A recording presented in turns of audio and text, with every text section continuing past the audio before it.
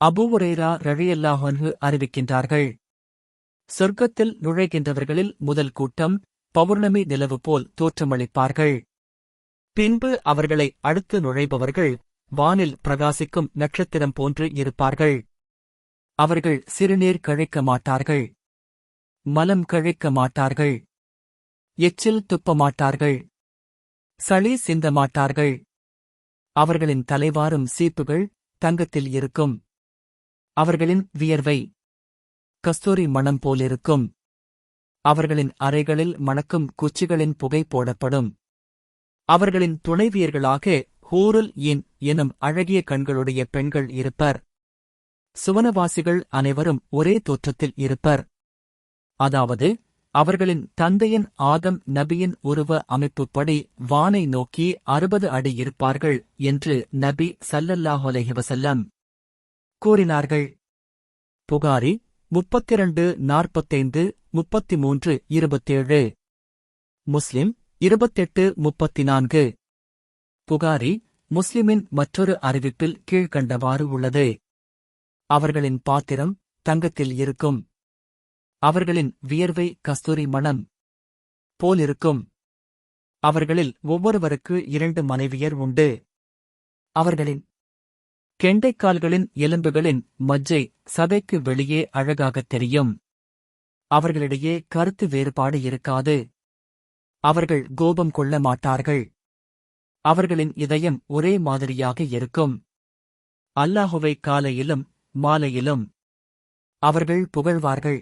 முகீரா இப்னு ஷுபா ரலியல்லாஹு அன்ஹு அறிவிக்கின்றார்கள்.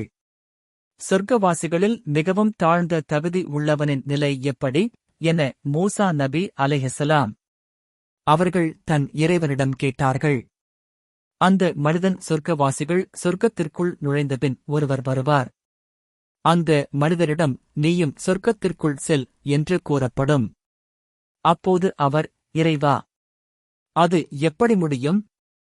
மக்கள் தங்களின் இடங்களுக்குச் சென்று தங்களுக்கு என சொர்க்கத்தில் இடம் பிடித்துக் கொண்டனர் என்று கூறுவார். உலக அரசர்களில் ஒரு அரசனுக்குரிய ஆட்சியைப் போன்று உனக்கு இருந்தால் நீ திருப்தி கொள்வாயா என்று அவரிடம் கேட்கப்படும். இறைவா, திருப்தி அடைவேன் என்று அவர் கூறுவார். உனக்கு அதுவும் அது போன்றதும் அது போன்றதும் அது போன்றதும் அது போன்றதும் உண்டு என்று அவரிடம் கூறப்படும். 5வது தடவையில் அவர், இறைவா, திருப்தியுற்றேன் என்று கூறுவார். உடனே அல்லாஹ், இதுவும் உனக்கு உண்டு, இது போன்று 10 மடங்கும் உண்டு, மேலும் உனக்கு உன் மனம் விரும்புகின்றவை உண்டு, உன் கண்கள் விரும்பும் இடமும் உண்டு என்று கூறுவான். இறைவா, பொருந்திக் கொண்டேன் என்று அவர் கூறுவார் என அல்லாஹ் கூறுவான். இறைவா, சொர்க்கவாசிகளில் தகுதியில் உயர்வானவரின் நிலை என்ன என்று மூசா நபி கேட்டார்கள். அவர்கள் என் விருப்பத்திற்குரியவர்கள். என் கையால் அவர்களின் கண்ணியத்தைக் காத்துள்ளேன். அதன் மீது நான் முத்திரையிட்டு உள்ளேன். எந்தக் கண்ணும் அதைப் பார்த்ததில்லை, எந்தக் காதும் அதைக் கேட்டதில்லை, மனித இதயத்திலும் அது போன்ற சிந்தனை ஏற்பட்டதில்லை என அல்லாஹ் கூறுவான் என்று நபி ஸல்லல்லாஹு அலைஹி வஸல்லம் கூறினார்கள். முஸ்லிம்